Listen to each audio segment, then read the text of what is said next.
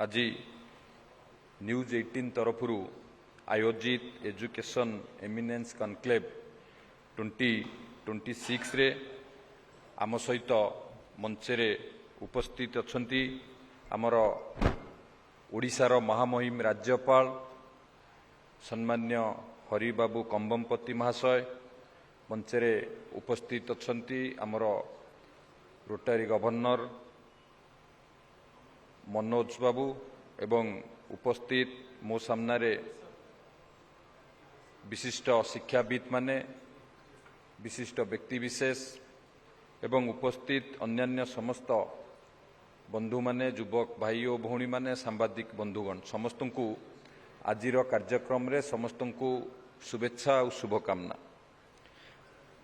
आज यही एक गुरुत्वपूर्ण कार्यक्रम जो न्यूज 18 तरफ आयोजन करा जाइछि विकसित ओडिशार ये होछि एक गुरुत्वपूर्ण स्तंभ एजुकेशन भली गुरुत्वपूर्ण विषय रे आलोचना पाई पॉलिसी मेकर शिल्पपति एवं शिक्षाविद गणमाध्यम को गोटे छात तले एकाठी करिबा निश्चित भाव में ये एक प्रशंसनीय पदक्षेप। बंधुगण गणमाध्यम हेउची समाजर चतुर्थ स्तंभ समाज को बा राज्य को विकास क्षेत्र में आगु को नबाकू सरकार जेतिकी दायित्व गणमाध्यम भी मध्य सेतिकी दायित्व रही। तेणु राज्यर शिक्षा क्षेत्र को प्राधान्य देई एई भली कार्यक्रम आयोजन करिथिबारु मु न्यूज 18 को साधुवाद जनाउछि।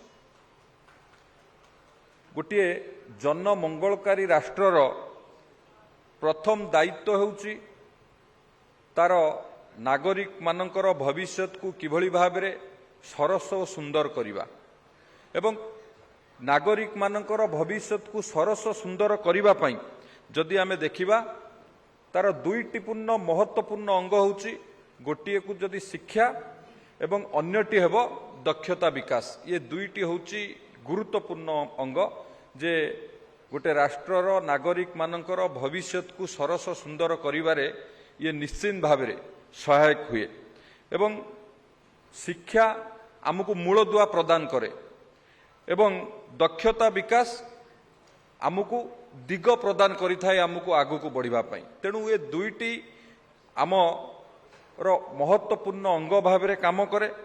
शिक्षा बुझिबा शक्ति की बढ़ाए दक्षता विकास द्वारा आमर रोजगार क्षम आमे हो एवं आत्मनिर्भरशील मध्य आमे हेई पारू दक्षता विकास द्वारा।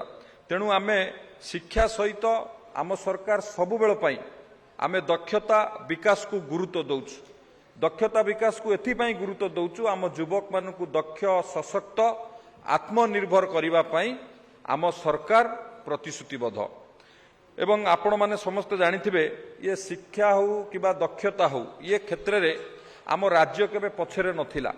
जदि आमे बहु प्राचीन काल को आमे फेरी जिबा शिक्षा सहित आमर दक्षता रे आमर उत्कर्षता को आम राज्य आगुरु मध्य केउ भली भाव रे आगु को बढ़ी आमे समस्त जानिचे। बहु प्राचीन काल रे जेतेबेले सागर मध्य को यात्रा करिबा पई समस्त भय करुथिले आम ओडिया साधव पुओ माने तांकर दक्षता बळे रे विभिन्न स्थान रे दक्षिण एशिया राष्ट्र रे विभिन्न स्थान रे जाईकी वाणिज्यिक संपर्क प्रतिष्ठा करी आम राज्यर अर्थनीति को सुदृढ़ करिवारे मध्य सेमाने सफल हेतिले।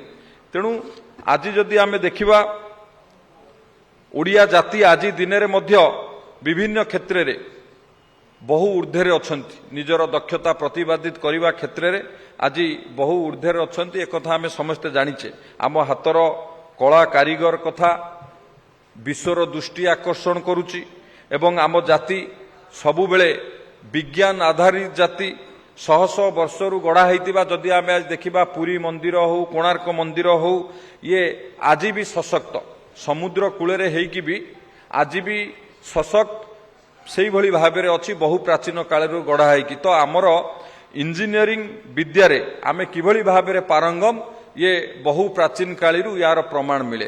तेणु निश्चित भाव में आमे जो भली भाव में आगु को जीवा कथा एबे सरकार से इकोसिस्टम को सुदृढ़ करुचंती। आज आम एकविंश शताब्दी आम समस्ते पाद देचे।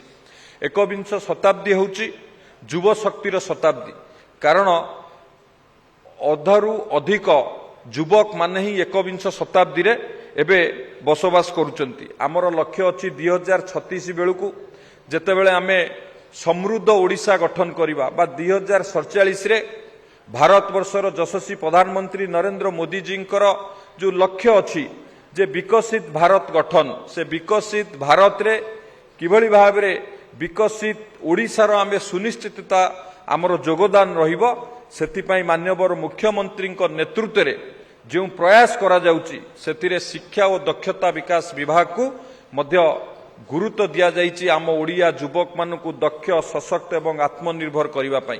ओडिया युवक दक्ष सशक्त आत्मनिर्भर हेले आमे आगु को बढ़ी परिबा। आमर युवक मानकु दक्ष सशक्त करिबा पई स्किल इकोसिस्टम को सुदृढ़ करा जाउछि।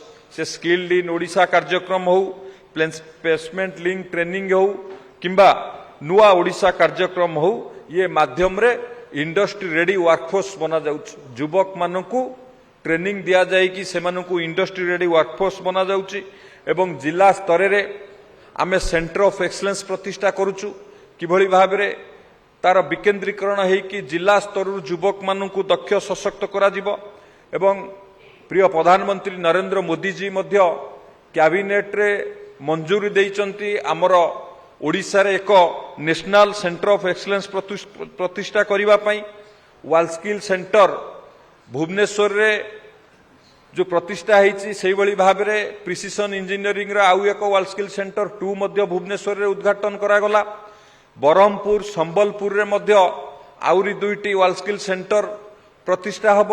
विभिन्न आईटीआई को एबे अपग्रेडेशन करा जाउची उत्कर्ष आईटीआई भाव में। किभली भाव में से आईटीआई को आहुरी उन्नत मानर इंफ्रास्ट्रक्चर हब।